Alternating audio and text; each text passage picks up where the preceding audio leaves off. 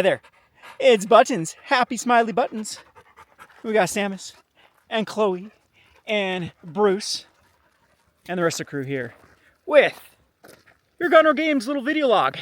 Today I'm not going to talk too much about the market. I'm actually going to go off script a little bit and just talk about what it's like to actually run a local game store and what I've learned over the years, and actually how the business has actually changed quite substantially since I've been doing this. Now, the market has expanded so much. There are a lot more lines, a lot more just games in general, board games, card games, trading card games. There is such a influx of new lines and a lot of excitement surrounding this whole industry, which of course comes with its own little headaches. So I'm going to kind of give you a little bit of a history of where I started to where we are now, and kind of the frustrations I've had with just not only like scaling, but the organizational time that it takes every day to do the business operations has just increased phenomenally since I started this. So things even like Lorcana, Star Wars Unlimited, they didn't really exist even a few years ago. You had just the big boys of Magic, Yu-Gi-Oh, and Pokemon. Of course, there were other games being released. You had to be on top of board games expansions. But even like Pokemon and Magic had a slower timeline of when they release sets. And so what I'm alluding to in this particular video is what I've noticed in the past just even few years of how much more stretched thin I have been with my responsibility as a game store owner and the stress that's kind of added to the day-to-day operation. So when we started this, of course, Magic was the big breadwinner. There were very clear, predictable releases. Occasionally they throw us something like a master set. But now that they've slammed, 5 sets in a year for standard sets and all these other supplemental products, and they even have to keep on top of even secondary things like secret layers, trying to inventory Magic the Gathering is an absolute pain compared to where it used to be with all the different versions of cards. And all those things actually do add up. It's almost like a death by a thousand paper cuts. That's what it kind of feels like right now. I'm a little bit stressed out with, so we're finally, like, what brought this on is I'm finally getting done with like Edge of Eternities. And distributors sent me a notice that I got to get those numbers in for Avatar. Got to get those numbers in. And this isn't anything new for most lines like Gundam or Bandai, like One Piece, and Weiss Schwarz and stuff. Oftentimes Yu-Gi-Oh, you have to get in your pre-orders like 4 or 5 months in advance. So that's nothing new in this industry. But Magic, you always had breathing room. What I loved about Magic is you could collect pre-order numbers and kind of gauge the market before you were kind of on the hook for pre-ordering product. And like Edge of Eternities is not even out yet. And the distributors are already breathing down my throat. Get numbers, get numbers, get numbers. Wizards needs them. We got to get this thing out. And it's just crazy how this industry has just changed to how quickly the turnover it is from product to product. As I stated too, that was the other thing that was brought on, like Riftbound pulled a fast one. So Riftbound pre-orders weren't due until I think end of August is when distributors want numbers, and we just got an announcement too that not only your pre-orders due, but they up the deadline of stores making sure you have all your information in for organized play, because they're going to start wanting to send off like kits. And again, not a big deal if it was just one game. But with Gundam being released, with, as I stated, Lord of the Rings, Lorcana, Star Wars Unlimited, all of these things that are just like all of the events, like everyone and their dog is trying to compete in this TCG world right now, trying to get that chunk of that juicy Pokemon and Magic, and it's a little bit overwhelming. And so that's another thing that I think is going to be interesting of all the people that have kind of hopped in this industry. They don't know what they've bit off here, and if it's going to be more than they can chew, because it definitely is not the same as when I started this a decade ago. Of just, again, basically you really just need to be on top of like the Yu-Gi-Oh, Magic, and Pokemon releases, and the industry just kind of played itself out. And there was a lot of other things, like when I first got into this industry too, you usually had these big windows to order product after the release, to where you could buy play boosters, Pokemon booster packs, anything. If you sold out, you could restock. And now stores are on the hook too, because that is no longer the thing. We haven't been restocked even in like things like foundation boosters. And so the entire industry, the whole game, has changed for stores. And so it's gonna be interesting exactly how that affects the market. I think we're gonna see a lot more booms and busts. what I've noticed too with even recent Magic sets is that there tends to be a lot of those online sellers that are strictly these really cash flow focused businesses. I mean, there still is a lot of these like drops, like the Sports and Mores and stuff, that just make me scratch their head of their business model, where they're, you know, pushing these I guess they just have, well, it's been rumored that there are stores that are, or distributors masquerading as stores, and that's where these big volume sellers come from, is just a way for distributors to kind of pad and pump their numbers. But again, I've talked to so many distributors and they deny. And, you know, at this point, I don't know who to trust, who to believe. But it is always very interesting to try to get to the bottom of where and how these operations actually are able to secure so much product and then push so much products with basically no margins whatsoever. And then, of course, you have these like incredible sales when the market is unsure. So like I said, a Magic set comes out like Edge of Eternities, and a bunch of these stores have already pre-sold thousands of booster boxes for basically that cost, because Edge of Eternities, before spoilers were started, is a pretty lackluster set. No one knew exactly what was going to come out of it. There wasn't any slivers or Eldrazi's or all these slot cards that were super interesting. The shotguns weren't spoiled. And as soon as those were, then it kind of got turned on its head. And now distributors actually don't have, this is again another set, one of the first sets in a long time that does not have additional play boosters available to order at release. And so that either means that Wizards is going to have to do a restock or a reprint to kind of satisfy the needs. And now we have companies like Wizards that are so stretched into themselves with the pressure of keeping up product line after product line, IP after IP, that I think their printers are overwhelmed too. So speaking of which, we have just massive demand still for Final Fantasy, but now they have to juggle things like, okay, do we give that space to the printers to, you know, print Last Airbender? And I think that's exactly what they're doing right now. I think they're really trying to gauge the market and make sure all these print runs are done so they can start focusing on other things that, you know, will make them a buck. And so with Final Fantasy, we are getting a restock.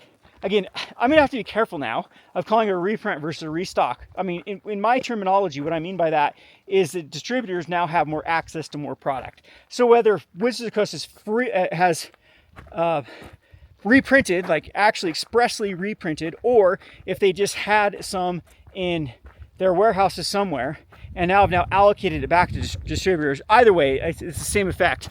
It now has, the market now has access at the distribution level to then restock the product. So we got an announcement today that Commander decks are in for Final Fantasy for distributors, so stores can now order more, and we should see a significant price decrease of the Final Fantasy Commander decks within the next few days. But we've seen this happen so many times again, like the Lost Caverns of Ixalan. Like the market just, the amount of underreacting and overreacting the market does is crazy in this. And I think it is because everyone is so stretched thin that it's impossible for stores to just keep up with all of the responsibilities. It's like, okay, I just got to dump these things for market price. And it's just, I've watched a lot of other store owners, you know, talk about this, to where, you know, they feel like they're just so pushed to just get all the product out the door and then move on, be ready to move on to the next product, and rinse, repeat, and it just becomes this big sort of rat race. As I stated, when I started this business, it definitely wasn't like that. There was a lot more breathing room, and there was a lot more just time to keep on top of things. And, you know, I've been kicking myself, like, here, let me share a little bit of mess ups here so you guys can kind of empathize, or maybe you can shake your head and say, Kevin, you shouldn't be in this business if you're so incompetent. Either way, I'm just gonna be kind of brutally honest with you. This is what kind of happened with Pokemon. Like, every day I try to check distribution, call distributors. I'm constantly on the phone with them. And one of them did not have black and white Pokemon up for pre-order on the website. You actually physically, you had to audibly talk to a rep and put in your numbers. And so I talked to the rep and I said, okay, put me in for as much possible for black and white for Pokemon. And so I think everything is perfect. Like, okay, yep, got you down. And then I get to my allocation numbers and it's only black is allocated, no white. And it's because my distributor also didn't know or wasn't on top of that there were two lines with black and white Pokemon. So they just did their first, you know, search, brought up all the products for black, put me in all the black bolt, and White Flare got completely missed. And again, I'm of course a little bit peeved on that at that point. because it's just a miscommunication that leads once again to my allocations being cut short. And there's nothing to do at that point because there isn't any left, because all numbers had to be in 4 months before, and there's no opportunity to correct that mistake. And now we have this glut of one, or top heavy on one of them, and less so people that want one of each. Now I'm gonna have so much more black than I do white flare, and it's just little things. Again, it's the death by 1,000 paper cuts that has made this industry just incredibly taxing. And so again, I was so lucky today. I didn't even know there was a deadline to sign up for organized play for Riftbound. I just happened to kind of just get the inkling that maybe I should go and recheck, because again, I didn't even know I had to sign up for Riftbound specifically, because it was under the universe's gaming system, which we already are registered with. We already have run pre-releases for My Hero Academia before in the past, and for what I remember, we're still in their system. And then I found out that no, this is going to be something that actually Riot is going to take more of a management kind of role. They're going to work with Universes. Universes is going to be more of the distribution and kind of help them. They're more facilitating Riot, with distribution, with printers, with that sort of thing. But Riot is going to have a lot more management, and they're going to do it a lot under their Riot accounts. So I believe that if you are going to want to participate in Riftbound, I think you're gonna have to use your League of Legends account. Again, these are all things that are just kind of hit me. I know that the distributors have sent off notices and stuff, but if you saw my inbox, it is just flooded with solicitations and these type of emails. It's incredibly hard to stay on top of. Now, again, I don't want to make excuses and be like, poor Kevin can't put on the big boy pants, and run a business. I'm just trying to show you that all of these things, the market is just super crazy, to the point that there's other factors that this ends up perpetuating, to where these massive stores, at this point, it's almost like a full-time job to hire someone just to run events, just to organize those dates and facilitate those at the store. And it almost seems like the days where there can be these small operations are kind of behind us. So there's even more pressure on this what I kind of call the kind of golden years of local game stores, where you could have these corner shops that were just kind of specialized in something. And again, they still can work. There just has to be some creative ways that store owners like ours can figure out how to survive in this kind of cash flow push through each product, and still try to engage and get the excitement to run events, because that's still one of the big advantages that game stores have over your basically your online seller, is people. I keep saying that I'm in a show. We're full right now for Commander Night. All of our tables are full of Commander players, and they're buying sleeves, they're buying snacks, they're buying other accessories, they're buying booster packs on a whim that they wouldn't buy before. And so that's always going to be the advantage of shops over kind of the online sellers. Is the online sellers can only sell when things are hot, and that's where their profit margins will always be. Whereas I wish, though, we could get to kind of the point where stores could have a little more breathing room, to where things can slow down a bit, and there aren't 9 million games released. And the larger stores, I don't think will have this kind of complaint, because at that point, basically the sky is the limit of the more products out there, the more people you can get excited. But I've kind of learned in a rural area or a smaller one is it doesn't really work that way. If you want your Pokemon to increase, you kind of have to cannibalize your other players. Excitement basically is determined on what you promote. You just can't blanketly promote everything and have them all be successful. And we've had to make some sacrifices. We've had to we can't be time slotting Lorcana the same time we're time slotting Star Wars Unlimited. But Star Wars Unlimited, and with how hot Pokemon Magic is, they're going to get 3 or 4 nights of focus because of how much they sell. And so you still try to squeeze these in anticipation that maybe we can get these groups going and stuff like that. But inevitably there has to be some decisions made on where to prioritize that focus, and what will be the best payoff in the long term. So again, I thought I'd just kind of address this, and again, this whole channel is just for you guys to kind of go on the journey with me of what it's like to have kind of a small mom and pop shop local game store, as well as deal with distribution and the market as a whole. So again, I'm still learning as I go. Every time I think that I'm in this like this state of comfort, then you get thrown a wrench, and there's just like, oh, there's another thing I got to put on my to-do list of of things I got to do just to run the basic events and stay on top of the basic releases of each set. So I still think it's gonna we're in a bubble as far as the amount of products out there. And not just the pressure of all these other companies too to just release product after product to stay relevant.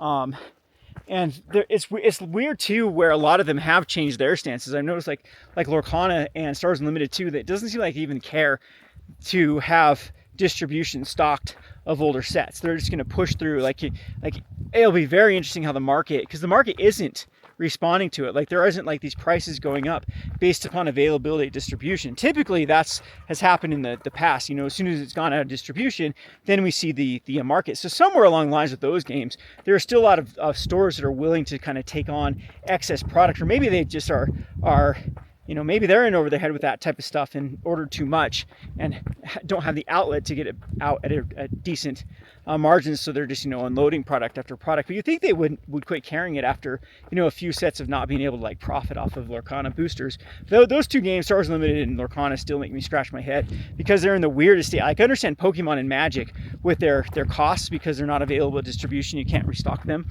and so you'd think the same would be the same for like Stars Unlimited and Lorcana, but it seems like there's endless supplies of those games, yet it's unavailable for me to order. So like new stores actually trying to get into those games, they have to buy on the secondary market, which actually isn't that bad of a thing. I was talking to a gentleman that wants to start a store, and we were kind of just getting down to the kind of the heartfelt truths. I'm like, yeah, you know what? There probably is an advantage in just today's day and age of really, like, because he's having a hard time getting distributors. And now that he has like one or two distributors, he has a hard time being allocated anything, especially things like Lorcana. And trying to start up Lorcana, you know, you get in on a store right now, you probably do need inventory of past sets. And not having the option to actually buy that from a distributor actually then adds yet another headache of having to go through another hoop of, you know, getting it on the secondary market and all the, you know, all those things. Like, again, death by 1,000 paper cuts, those are things that actually add up, where they were such more convenient when things were open and available and you could get everything from just one stop. So anyway, this particular gentleman, you know, well, what do I do? I'm like, in all honesty, these prices of what I bought Lorcana for these sets like 4 months ago, 6 months ago, 8 months ago for these last sets, they haven't changed much. Maybe we're paying $5 more. I know with like TC Player and eBay kind of making it harder for a business accounts to get tax-free when checking out their sites. I know people have told me that TC Player is being very stringent on that. So now you have to pay an extra, you know, sales tax when ordering things, and that of course cuts in the margins. But yeah, kind of a mouthful in this type of video. But I hope you kind of enjoy these walks of any sort of topics that you want me to talk about. I'll definitely address it in these sorts of videos. Whenever I have a topic talking about specifically about the market, I'll try to bring it up. But anyway, I guess that's what I have for today. So yes, Final Fantasy is starting to trickle in. Just to kind of recap that, I think that's kind of the pressure of Wizards trying to really collect more concise numbers so they can, I'm sure it's a lot easier to do like one big print run than, like, Wizards of the Coast continues to try to change their strategies of like, okay, we're going to print to demand, we have plenty of printer space and the capabilities of printing, so we're just going to print what we think, and then we're going to let the market cool, and the demand we met, then we can always reprint how we feel. And they've been doing a good job with that. Like Phyrexian All Be One reprints and Wazoo Drain reprints and Kamigawa reprints. They've been keeping the market perfect to where stores and distributors can make money, and the inventory of those are neither, you know, it's not a bloated market or a kind of starving market for those type of products. But I think they're starting to see the kind of pressure now of like, okay, we need to reprint Dragons of Tarkir, we need to reprint Foundations, we need to now print Spider-Man and Last Airbender. We really desperately need to reprint a ton of Final Fantasy while the, you know, Strike with Iron's hot with that. And it's just a big balancing act at that point. So yeah, the entire market, I think, is going through this kind of pressure of these uncharted territories of just an insanely hot and competitive. And that's kind of the key takeaway here. It's not just hot, but the competition is like it's never been for these games and for the attention span of your average gamer. So anyway, I hope you enjoyed this video. We are going to get back to the store and hopefully get some orders out. And we got Edge of Eternities coming out tomorrow. are starting to roll in tomorrow to be shipped off in pre-release getting organized. So if you are in the area for, of course, Roost for Utah, I'm expecting a pretty good turnout for Edge of Eternities. This idiot thinks he's going to take it down, but he's not going to turn your back. This idiot, huh? Think you're going to win? Didn't I win like every one of them from last time? I lost like one. Did you lose one pre-release last time? Yeah, but not to you. Yeah, but who won game day? All 4 people. Anyway, we will see you in the next video. Thanks for watching.